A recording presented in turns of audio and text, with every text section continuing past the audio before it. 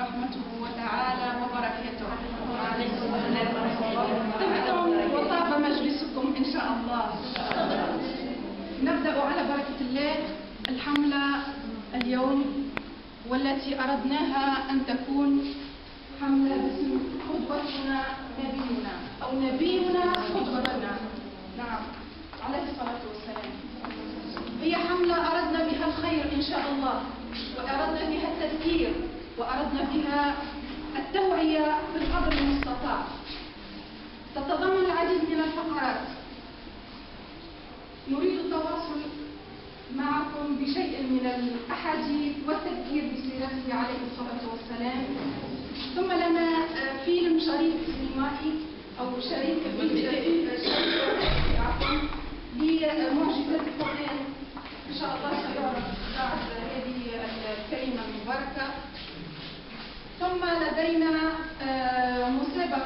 مسابقة نعم نقدم فيها بعض الجوائز، وإن كانت بسيطة لبساطة الإمكانيات ولأسباب عديدة. إن شاء الله نتطور مع الوقت هذه الأشياء. فرجاء الانتباه للفيلم بعد. ثم إن شاء الله كل واحدة من الحضور اللي حضرت ترجع هي محملة بشيء من السيرة النبوية، يعني جمعناها في كتيبات، في منشورات، في ملصقات إن شئتم. زينوا بها جدران منازلكم وغرفكم وما شئتم. صلى عليك الله يا علم الهدى، واستبشرت بقدومك الأيام.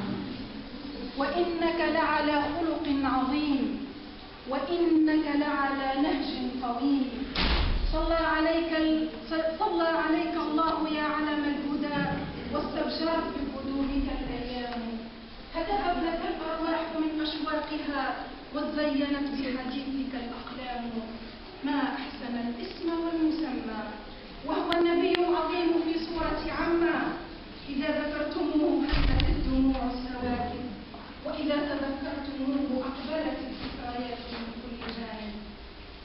المتعبد في غار حراء، صاحب الشريعة الغراء، والملة السمحاء، والحنيفية البيضاء، وصاحب الشفاعة والإسراء. له المقام المحمود، واللواء المعبود، والحوض المورود. هو المذكور في التوراة والإنجيل، وصاحب الغرة والتحجيل، وهو المؤيد بجبريل. خاتم الأنبياء، وصاحب صفوة الأولياء. إمام الصالحين، وقدوة المفلحين. وما أنزلناك إلا رحمة للعالمين. إن البرية يوم مبعث أحمد، نظر الإله لها فغير حالها. بل نظر الإنسان حين اختار من خير البرية نجمها وهلالها. لبس المرقع وهو قائد أمة، جبت القيود وكسرت أغلالها. لما رآها الله تمشي نحوه، لا تبتغي إلا رضاه، سعى لها. ماذا أقول في النبي الكريم؟ ماذا أقول في النبي الرسول؟ أقول للبدر حييت يا قمر الزمان، أم أقول للشمس أهلا يا كاشفة الظلماء، أم أقول للسحاب سلمت يا حامل الماء. أسلك معه حيثما سلك، فإن سفينته نوح، من ركب فيها نجا، ومن تخلف عنها هلك. إن شاء الله تعالى نحن جميعا في سفينة واحدة، ألا وهي سفينة الإسلام. صلي على رسول الله عليه الصلاة والسلام. وقال تعالى مادحا وواصفا خلق نبيه الكريم، قال وإنك لعلى خلق عظيم. وسئلت السيدة عائشة عن خلق النبي. في البداية لم تجد وصفا لخلق النبي، ثم قالت لهم مجمعة الأمر إن خلقه القرآن، يعني أنه متخلق بما جاء في القرآن العظيم من صفات المؤمن ومن أخلاقه ومن مبادئه، ثم كان قرآنا يمشي على الأرض. نعم. وقال ابن رحمه الله في تفسيره: ومعنى هذا أنه صلى الله عليه وسلم صار امتثال القرآن أمرا ونهيا سجية له وخلقا، فمهما أمره القرآن فعله ومهما نهاه عنه تركه، يعني لم يتكبر.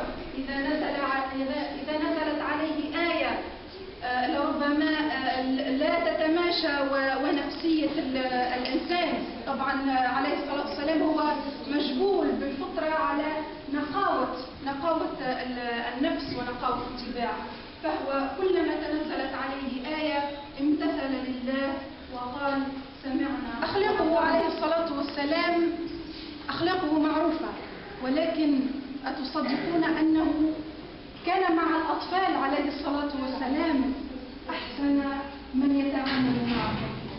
كان إذا مر بطفل يقول هذا طفل صغير، يعني أنا باش نتلاقيه، يعني أنا باش نعطيه من وقتي، يسلم عليه، يقف معه، يلاطفه، يلاعبه، يعني يتربى به كلمة، يعطيه كلمة يتعامل معه، يتعامل مع الأطفال. احنا في مجتمعنا عندنا والعياذ بالله يعني آباء أبنائهم ما يقربوش منهم لسبب أو لآخر لا أعلم، ولكن موجود هذا. عليه الصلاة والسلام قدوتنا جميعا كان يلاعب ويسلم على الأطفال إذا مر بهم، هذوما لا يعرفهم ولا عمره راهم، فما بالك بالأقربين بأحفاده وكذا. كان عليه الصلاة والسلام يسمع بكاء الصبي فيسرع في الصلاة مخافة أن تفتن أمه. انظروا كيف يفكر عليه الصلاة والسلام، وهو يصلي جماعة بالناس يسمع بكاء صبي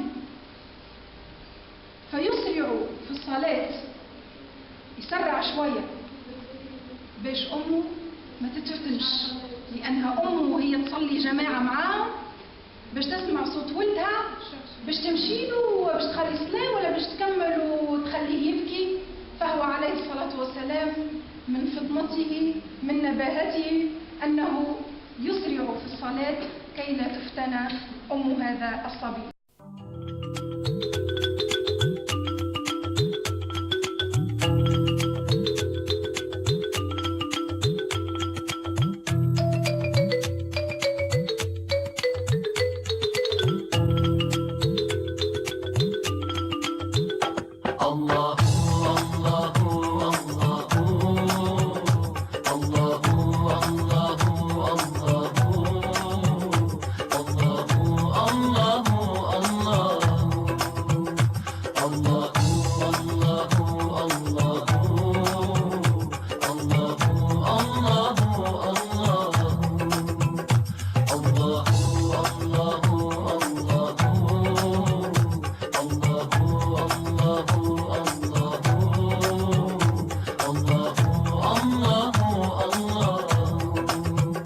Truly he is the one, he has no father or son. Truly he is the one, he has no father or son. Everything in creation was by him begun. Everything in creation was by him begun. With his infinite power, anything could be done. With his infinite power, anything could be done.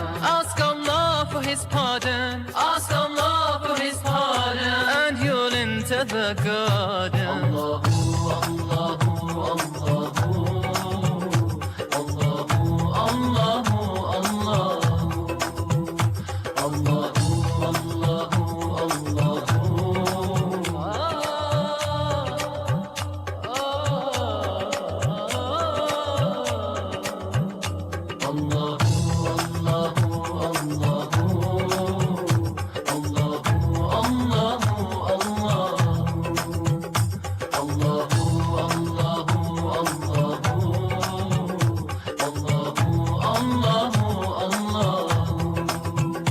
Before him there were none, of partners he has none. Before him there were none, of partners he has none. He knows what is apparent and what is hidden. He knows what is apparent